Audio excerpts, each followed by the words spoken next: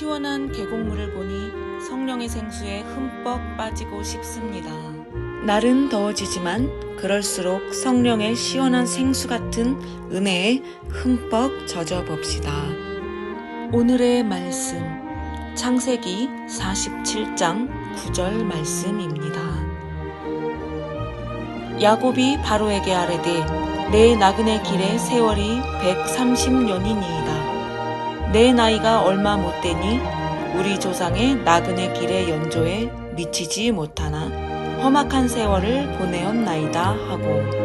아멘. 오늘은 나그네의 삶이라는 말씀으로 은혜 받도록 하겠습니다.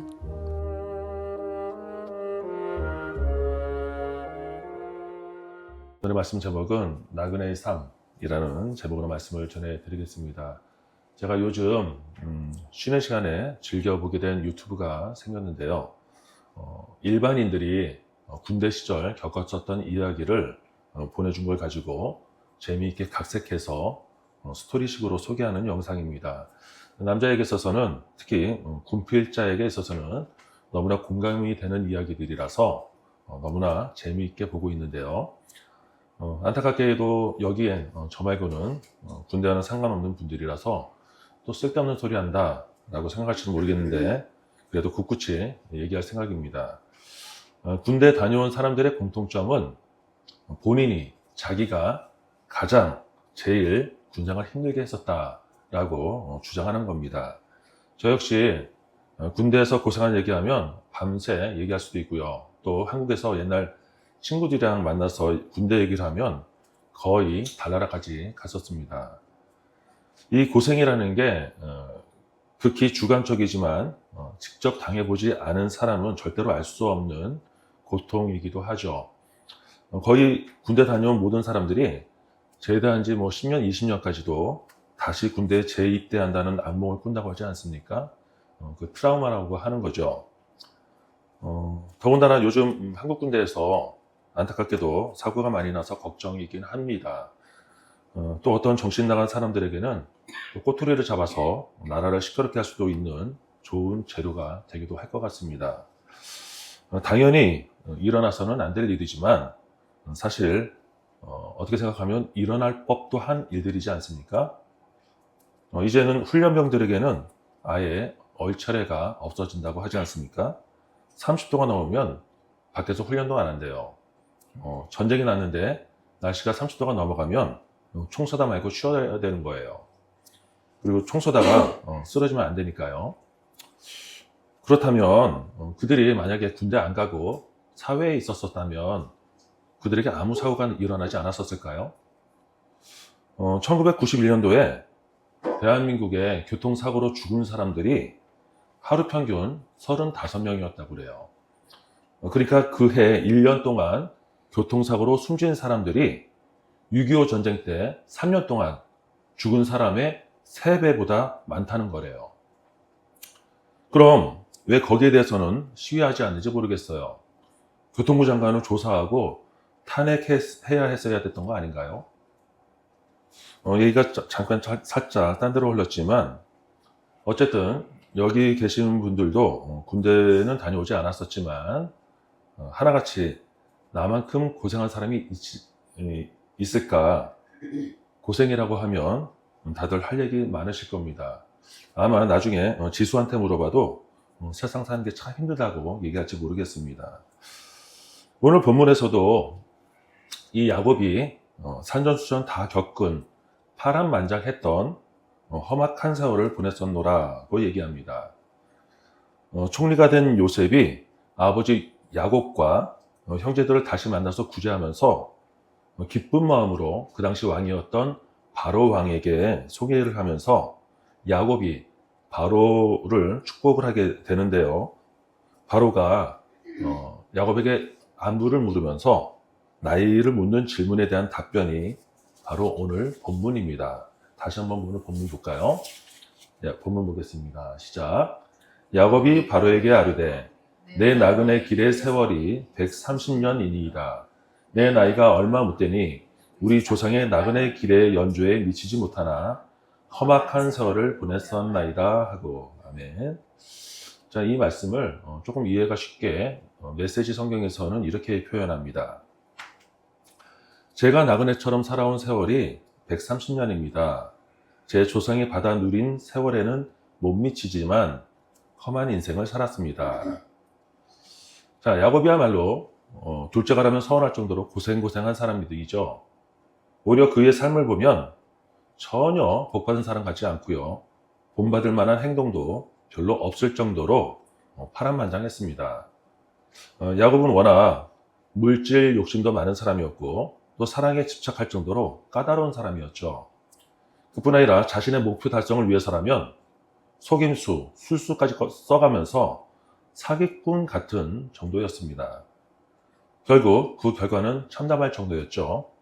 먼저 야곱의 할아버지 아브라함 때부터 일찍이 가나안 땅을 약속받았지만 정작 본인은 그 가나안 땅을 소유해보지도 못하고 정처 없이 오랫동안 방황하는 시간들을 보내게 됩니다. 그래서 본문에서처럼 나그네 길의 세월이라고 말하면서 무려 130년간 한마디로 평생 동안 약속의 땅을 구경 한번 못 해보고 오랜 세월 방황했다는 것을 얘기하고 있습니다. 자, 우리 히브리서 11장 13절을 같이 보도록 하겠습니다. 시작. 이 사람들은 다 믿음을 따라 죽었으며 약속을 받지 못하였으되 그것들을 멀리서 보고 환영하며 또 땅에서는 외국인과 나그네임을 증언하였으니. 아멘. 신약 히브리에서 가서도 이 야곱에 대해서 평생 이방인과 나그네의 삶을 살면서 끝내 약속을 받지 못하다가 믿음에 따라 믿음을 잃지 않고 죽었다. 이 나그네로서의 삶을 보충 설명하고 있습니다. 그럼 이 나그네의 삶이란 어떤 걸 얘기할까요? 나그네가 뭐 하는 사람이죠? 자기 집을 떠나서 꽤 먼 길을 가거나 낯선 곳에 묵으면서 그냥 이곳저곳을 정처 없이 떠돌아다니는 떠돌이를 말하는 거죠. 다만 이 세상의 거지들과 성경 속 나그네가 다른 것은 하늘의 약속을 들었기 때문에 소망이 있다는 거예요. 하지만 현재의 삶은 아직 꼴이 나지 못했기 때문에 여전히 소망을 갖고 살아야 하는데 그 여정을 쫓다 보니까 그저 나날이 버거울 수밖에 없다는 것이죠. 그러니까 평생 이방인과 나그네의 삶을 살면서 끝내 약속을 받지 못하고 믿음에 따라 믿음을 잃지 않고 죽었다라는 얘기는 바로 우리의 삶, 우리가 살아가야 할 모습이라고 말씀하는 것입니다. 물론 우리 생애에 주님이 오실지 안 오실지 모르겠지만 우리의 삶이 그 약속을 기다리고 소망하면서 하루하루를 버텨나가는 그 나그네의 삶이 되어야 한다고 말씀하시는 거죠. 지금도 열심히 살아가고 계시겠지만 지금 살고 있는 곳에서 평생 살 거라고 장담할 수도 없고 또 언제 이곳저곳 정처 없이 살게 될 줄 누가 알겠습니까? 저도 20대 후반 때에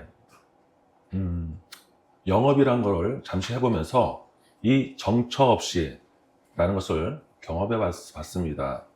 물론 영업이라는 것도 여러 가지가 있는데 제가 했었던 일은 새로운 신상품을 가지고 거래처를 만들기 위해서 서울 시내를 정처 없이 말 그대로 떠돌아 다니는 거예요.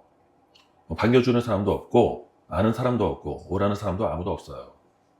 그냥 조그만 차를 몰고 나가서 지도를 보면서 막연히 돌아다니면서 거래처가 될 만한 곳이 있으면 무작정 들어가는 거예요.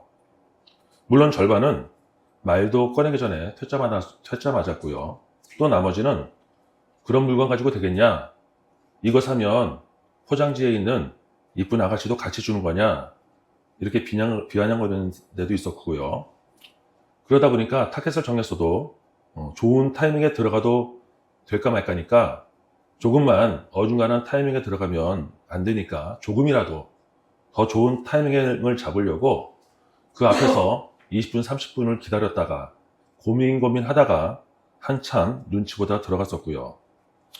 10군데 가면 한 군데 정도 거래가 될까 말까 하는 정도였었고요. 또 이미 거래를 튼 거래처에 가도 귀찮다는 듯이 수금을 차일피일 미루면서 환영받지 못하는 것도 많았죠. 또 주변 상황의 지역적인 것까지 감안하다 보니까 매번 어디를 가야 할지 지도를 보면서 막막하게 할 때가 한두 번이 아니었었습니다. 또 매번 그렇게 혼자 정처 없이 다니다가 점심 먹으러 혼자 들어가면 환영해주는 식당도 없었고요. 그래서 맨 구석에 가서 얼른 먹고 나왔었습니다. 화장실 가기도 불편하니까 물을 잘 먹지 않은 습관이 생겨서 아마 이때 결석이 생긴 것 같아요. 이 정처 없이 떠돌아다닌다는 것, 정해진 갈 곳이 없이 막연히 다녔던 경험은 정말 끔찍했었고 스트레스가 이만저만이 아니었죠.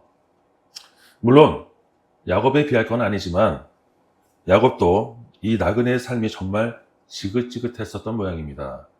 아까 본문에서처럼 험악한 세월이라고 표현하지 않습니까?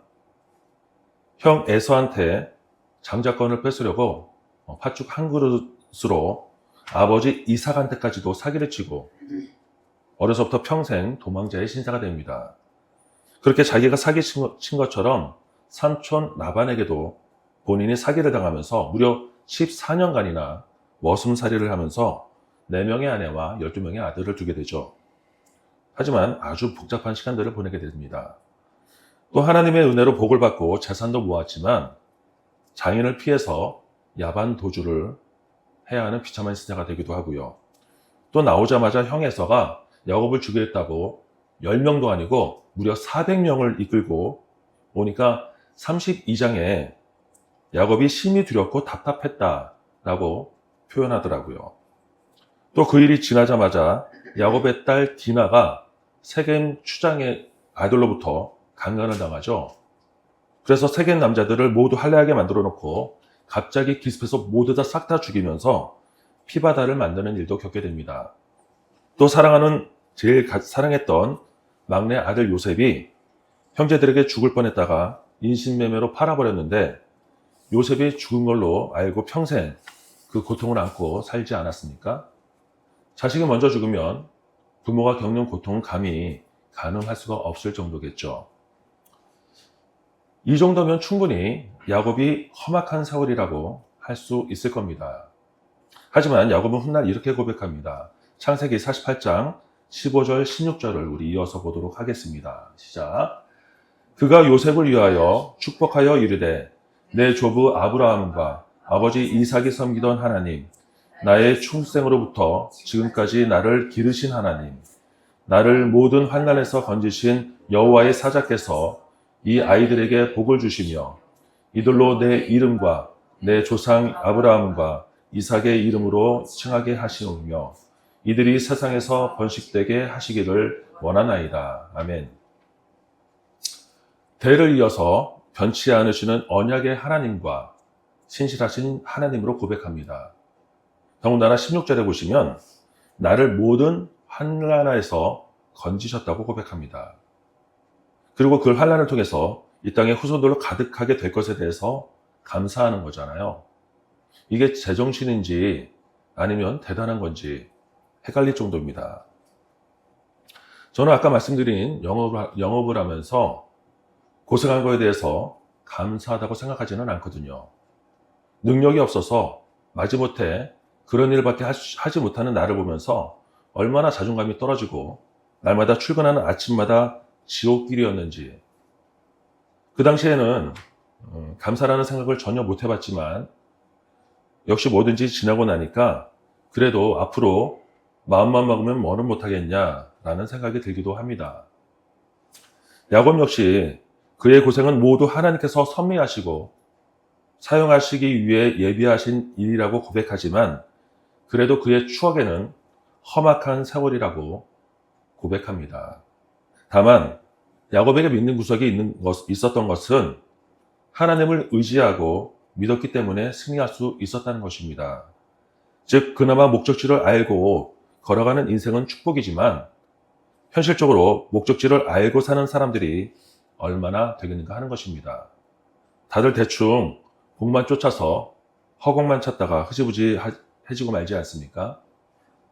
그러니까 지금 우리가 비록 나그네의 삶으로 어렵게 살아가고는 있지만 천국을 향해 가는 삶을 기대하며 살아간다는 것이 얼마나 큰 축복인가 하는 것입니다. 이 큰 축복을 완성시키기 위해서는 야곱처럼 보통 사람에게는 보기 힘든 끈기와 성실이 있어야 할 줄 믿습니다.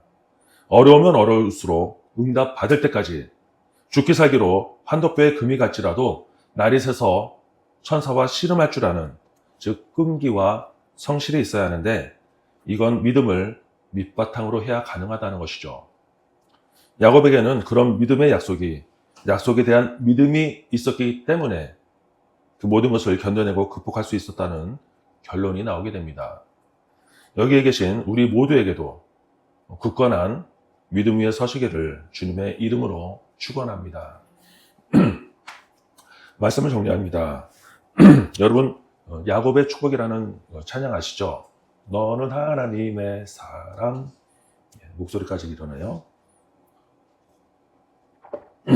아주 감미롭고 좋아서 정말 많이 불리던 찬양인데, 이 찬양 가사 중에 이런 찬양이 있습니다. 한번 보여주시겠습니까? 너는 어떤 시련이 와도 능히 이겨낼 강한 팔이 있어. 전능하신 하나님께서 언제나 너와 함께 하시니. 사람들은 이런 걸 보면 이겨낼 강한 팔, 언제나 함께 하신다, 이런 축복에만 관심이 있는데요. 이 축복이 오게 되기까지 반드시 넘어야 하는 게, 제일 처음에 너는 어떤 시련이 와도 능히에 대해서는 관심이 없다는 거예요. 이겨낸다는 것은 그 이겨낼 뭔가가 어려운 대상을 넘어야 한다는 거잖아요. 우리는 어렵게 하는, 넘어뜨리지 못해 안달이 난 시험을 능히 극복해야 할 줄 믿습니다. 이 시험을 넘지 못하면 결국 축복에까지 이르지 못하는 거잖아요. 야곱이 그 수많은 험악한 세월을 극복하고 이겼기 때문에 축복으로 승리한 것처럼 말입니다. 우리 주님은 우리에게 약속을 주셔도 우리를 끊임없이 달아보신다는 것을 기억해야 할 줄 믿습니다. 달아본다는 게 뭐예요? 끊임없이 우리의 믿음이 어떤가 시험해 보신다는 거잖아요. 그 흔들림에 넘어지지 않는다는 것, 믿음에 따라 믿음을 잃지 않아야 한다는 것입니다. 야곱이 그 수많은 흔들림 속에서 살아남을 수 있었던 비결, 세상 모든 것을 잃어버려도 믿음을 잃지 않는다면 우리도 성공할 수 있고 승리할 수 있다는 것입니다. 분명히 주님께서 우리를 사랑하시는 만큼 저와 여러분들에게도 흔들어 보시는 게 계속 있을 겁니다.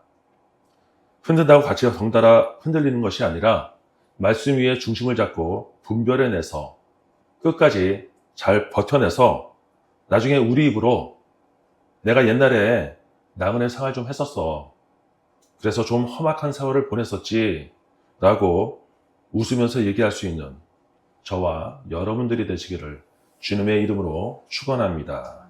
기도하겠습니다.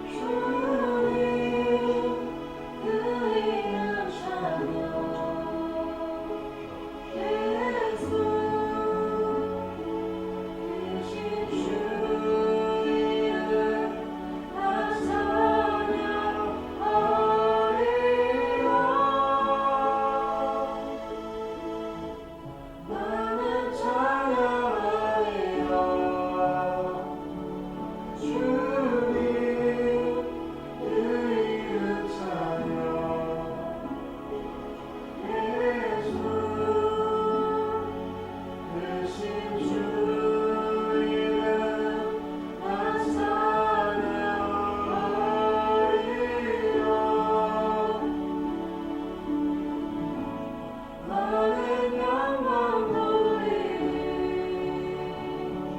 주